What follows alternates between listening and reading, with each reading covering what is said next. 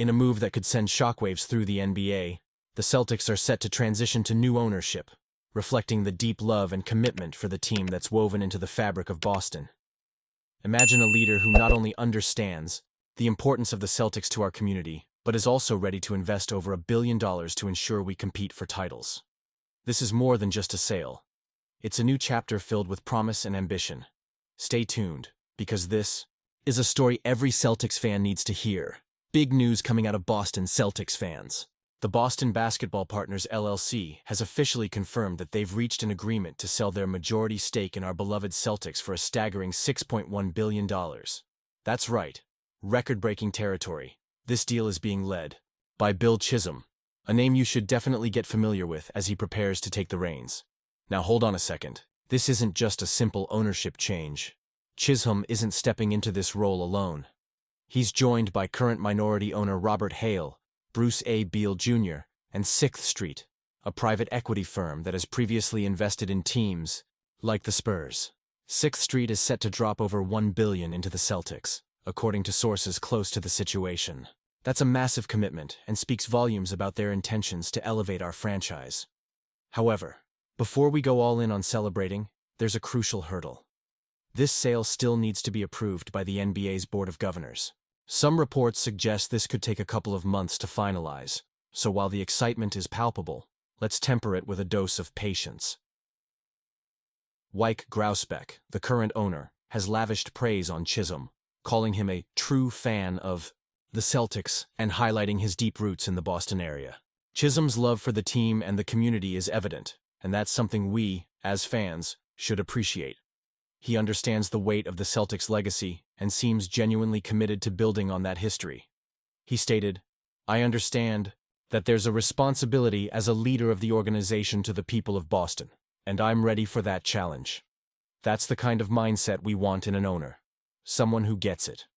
But let's talk strategy for a moment. Chisholm has made it clear that he respects the contributions of the Grousbeck family over the last 23 years, and is eager to collaborate with Brad Stevens, Joe Mazzulla, and the rest of the team.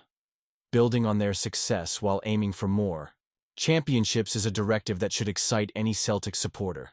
But here's the kicker. Does he have what it takes to navigate the complexities of NBA ownership and the fierce competition in the league? Honestly, I'm torn. On one hand, the infusion of capital from Chisholm and his partners could mean more resources for the team, potentially leading to better player acquisitions and a stronger overall roster. On the other hand, we've seen ownership changes lead to instability in franchises before. The last thing we want is a rocky transition that affects team chemistry and performance on the court. Speaking of ownership bids, we can't ignore the fact that another current minority owner, Steve Pagluka, was seen as a frontrunner in this sale. He expressed disappointment at not being selected, emphasizing that his group had no debt and was fully committed to winning. Pagluka's passion for the team and the community was evident, which makes you wonder, was this truly the best decision? Chisholm is a local guy who bleeds green, and that's a huge plus in terms of community connection. But will that translate into success on the floor?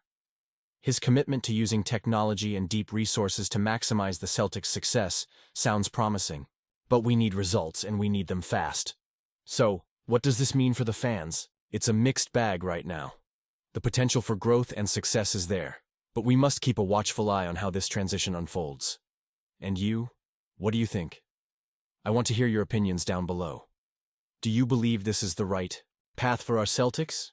Is Chisholm the right person to lead us back to glory? Last night was a thrilling moment for all Boston Celtics fans, as we witnessed Kristaps Porzingis lead the team to a gritty 104-96 victory over the Brooklyn Nets. This marks the Celtics' third consecutive win and their 8th in just 9 games. What's even more impressive is that they did this without their superstar duo, Jason Tatum and Jaylen Brown. Porzingis stepped up remarkably, showcasing his skills with 25 points and 13 rebounds on an impressive 9 for 13 shooting. Now let's take a moment to appreciate Porzingis and what he brings to this team. After missing 8 straight games due to an illness, it was a relief to see him back on the court. While he's only played 34 games this season, his averages of 19.3 points, 6.8 rebounds, and 1.6 blocks on 48.3% shooting are a testament to his talent. After the game, Porzingis shared that his energy levels are on the rise, but he's still working hard to regain peak condition. Energy is going back up, he said, but still for sure working my way back into the best shape.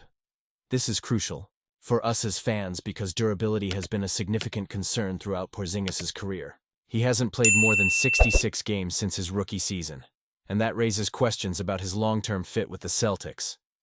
But let's not forget the value he adds on the court. With Porzingis in the lineup alongside Tatum, Brown, Drew, Holiday, and Derek White, we have one of the most dynamic five-man units in the NBA, currently ranked as the 10th best. The Celtics are closing in on the Cleveland Cavaliers, who've dropped 3 straight games, not something we see often this season. With only 13 games left in the regular season, Boston sits 6 games behind Cleveland and has a comfortable 5-game lead over the Knicks. This positioning is critical as we look to secure a top seed in the Eastern Conference, especially with the playoffs fast approaching. But let's go deeper into the implications of Porzingis' performance and the Celtics' recent success. Do you think this was the best decision to rely on Porzingis while Tatum and Brown were out? Honestly, I'm torn. While he's shown flashes of brilliance, I can't help but wonder if this reliance on him is sustainable. As fans, we want to see our team succeed, but we also need to be cautious about how we manage our stars, especially someone with Porzingis' injury history. Now, it's important that we talk about how these strategic decisions impact the future of the franchise. If Porzingis can stay healthy and continue to contribute at this level, we could be looking at a real contender come playoff time. But the question remains, can he maintain this form through the postseason? His health could very well determine how far we go this year. And let's not forget the emotional roller coaster that comes with being a Celtics fan. We've been through ups and downs, and every victory feels like a step closer to our championship dreams. Seeing Porzingis back in form gives hope, but it also brings anxiety about his durability. As fans, we invest so much emotionally, and it's tough to see our hopes hinge on one player's ability to stay on the court. So, what do you think about Porzingis' return and the Celtics' chances moving forward? I want to hear your opinions. Down below, do you think we can make a serious run in the playoffs with this lineup? Are you confident in Porzingis' ability to stay healthy? Let's get the conversation going. Your insights matter to me and this community. Remember, if you want to stay updated on all things Boston Celtics, don't forget to like, share, and subscribe to the channel. Activate the notification bell so you can catch all the latest updates. Together, we'll ride this wave of excitement and keep our hopes alive as we head toward the playoffs.